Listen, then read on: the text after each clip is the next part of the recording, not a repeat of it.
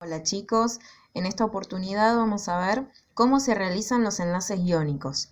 En el trabajo anterior vimos la clasificación de uniones químicas, uniones iónicas, uniones covalentes y uniones metálicas. Bien, nos vamos a detener particularmente en las uniones iónicas.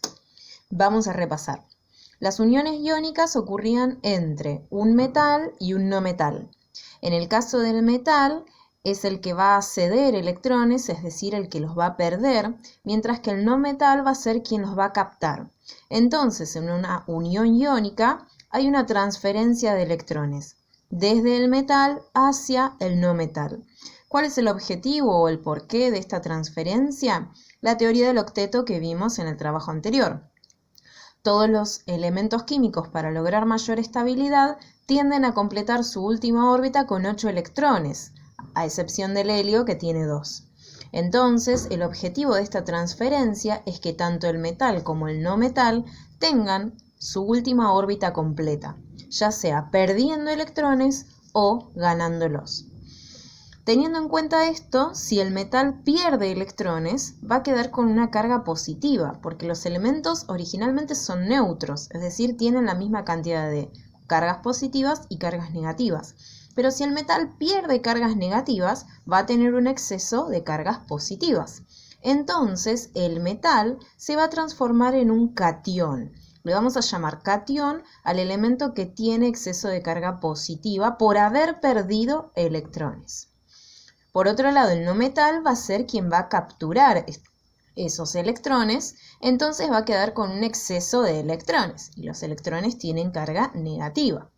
A ese elemento que tiene exceso de cargas negativas lo vamos a llamar anión.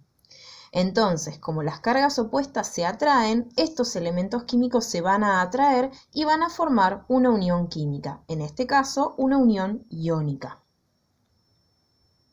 Vamos a ver ahora un ejemplo sobre cómo se realiza la estructura o el esquema de una unión iónica, ¿sí? Vamos a ir con el ejemplo de la formación de la molécula de cloruro de sodio, ¿sí? A esa estructura o a ese esquema se lo llama estructura de Lewis. Bien, cada vez que se les pida realicen la estructura de Lewis bueno, ustedes lo que tienen que hacer es esto. Bien, bueno, vamos con el ejemplo. Cloruro de sodio, o sea, sal de mesa, ¿sí? Primero tenemos que aprender a leer la molécula. Como no tengo ningún numerito acá, quiere decir que tengo un solo átomo de cloro y un solo átomo de sodio, ¿sí? Si tuviese otros numeritos, igual vamos a hacer otro ejemplo, tendría más cantidad. Pero en este caso tengo uno de cada uno, ¿bien? Lo que tengo que identificar es qué cantidad de electrones tiene en la última órbita el sodio y qué cantidad de electrones tiene en la última órbita el cloro, porque son solo los últimos electrones los que intervienen en la unión química, los anteriores no. Para eso vamos a ir a la tabla periódica. En la tabla periódica, la forma de encontrar qué cantidad de electrones tiene determinado elemento en la última órbita es según el número de grupo, ¿sí? Por ejemplo, en el caso del sodio, acá lo encontramos, se encuentra en el grupo 1. Todos los elementos que se encuentran en el grupo 1 tienen un solo electrón en su última órbita. Todos los que se encuentran en el grupo 2 tienen 2 electrones en su última órbita. Pasamos acá. En este caso, como verán, tenemos un numerito romano. Bueno, en este caso, esta columna, todos estos elementos tienen 3 electrones. Todos estos tienen 4 electrones en la última órbita, 5 electrones, 6, 7, hasta llegar a los gases nobles que tienen la última órbita completa, por eso tienen 8, a excepción del helio que tiene 2. ¿Bien? Generalmente nos vamos a manejar entre metales de estas dos columnas y no metales de estas otras, ¿sí? Entonces, el sodio, ¿cuántos electrones tiene en la última órbita? 1. ¿Por qué 1? Porque está en el grupo 1. Y el otro elemento que estaba involucrado era el cloro. El cloro está en el grupo 7, ¿sí? 7A en este caso, número romano, entonces tiene 7 electrones en la última órbita. Con esto vamos a volver a nuestro esquema. Entonces vamos a dibujar el único electrón que tiene el sodio, lo vamos a dibujar con una esfera, Y el cloro dijimos que tenía 7 porque está en el grupo 7. Ahí lo tenemos, 7. Entonces vamos a dibujarle 7 puntitos.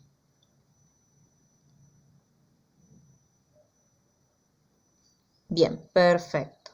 Entonces, una vez que dibujamos la cantidad de electrones que tiene cada elemento en su última órbita, lo que tenemos que hacer es la unión química. El sodio es el metal, ¿sí? El cloro es el no metal. ¿Quién le va a robar a quién? Dijimos. El metal le va a dar electrones al no metal, entonces el cloro le va a quitar ese único electrón que tiene en la última órbita al sodio, ¿sí? Y entonces, como le va a quitar un electrón, el sodio va a quedar con una carga positiva, ¿sí? Porque se lo quitó. Y el cloro va a tener esos 7 electrones que ya tenía, ¿sí? Y vamos a ponerlo acá con otro signo, ¿sí? Esos 7 más el electrón que se robó. Teníamos 1, 2, 3, 4, 5, 6, 7, más el electrón que se robó del sodio, o sea que tiene 8. ¿Bien? Esto lo vamos a encerrar entre corchetes. Y fuera del cloro, o sea, del no metal, que fue quien robó, vamos a escribir la cantidad de cargas negativa extra que tiene. Este tenía 7 y ¿cuántas robó? Una sola. Entonces, afuera le vamos a poner una carga negativa, que quiere decir que tiene un electrón de más. Y el sodio, como perdió el electrón, tiene un electrón menos, o sea, una carga positiva. O sea, que acá lo que sucedió es que el sodio le cedió su electrón al cloro. El sodio quedó con una carga positiva y el cloro con una carga negativa. Bien, esta es la estructura de Lewis de la molécula de cloruro de sodio, en la que vemos quién es el que cede, quién es el que capta y qué cantidad de cargas tiene cada uno. Entonces, el sodio se transformó en un catión y el cloro en un anión. Vamos con otro ejemplo. Sulfuro de potasio, ¿sí? Yo les doy esta molécula y ustedes tienen que hacer la estructura de Lewis de esta molécula. Azufre por un lado, potasio por el otro. ¿Bien? ¿Qué cantidad de átomos de azufre tiene esta molécula? Como no tiene nada adelante, uno solo. ¿Qué cantidad de átomos de potasio tenemos? 2, ¿sí? Este numerito indica que tengo 2 átomos de potasio. Entonces los escribo. 2 de potasio que se van a unir con 1 de azufre, ¿sí? Tenemos que averiguar ahora qué cantidad de electrones en la última órbita tiene cada elemento. Así que vamos a la tabla periódica. Bien, el potasio, si lo ven acá, está en el grupo 1. Por lo tanto, el potasio tiene un solo electrón en su última órbita. Por otro lado, el azufre, ¿en qué grupo está? Grupo 6. Entonces, el azufre tiene 6 electrones en su última órbita. Y los vamos a dibujar. Cada potasio, como tengo 2 potasios, cada potasio tiene su electrón en la última órbita y el azufre dijimos que tenía 6. Perfecto. ¿Sí? ¿Qué es lo que va a pasar acá? ¿Quién es el metal y quién es el no metal? El potasio por la ubicación es el metal y el azufre por la ubicación es el no metal, ¿sí? Entonces, el potasio le va a ceder sus electrones al azufre.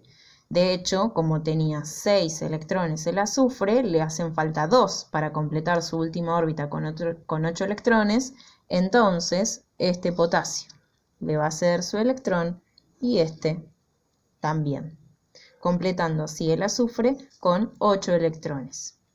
Como el potasio perdió un electrón, queda con una carga positiva. Si hubiese perdido más electrones, quedaría con más cargas positivas, ¿sí? Y este potasio también perdió un electrón, así que también queda con una carga positiva. ¿Qué pasa con el azufre? El azufre tenía 6 electrones y ahora tiene 2 electrones más. Los vamos a dibujar así, ¿sí? Entonces se completó con 8.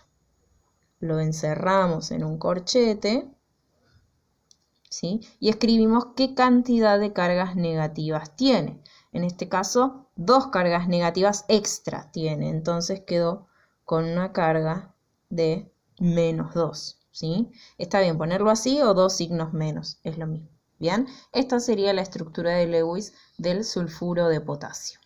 Lo que yo les voy a pedir en el trabajo práctico es que, así como les di una molécula en este ejemplo, ustedes realicen esta estructura para identificar cuántos electrones son cedidos y cuántos son captados, ¿sí?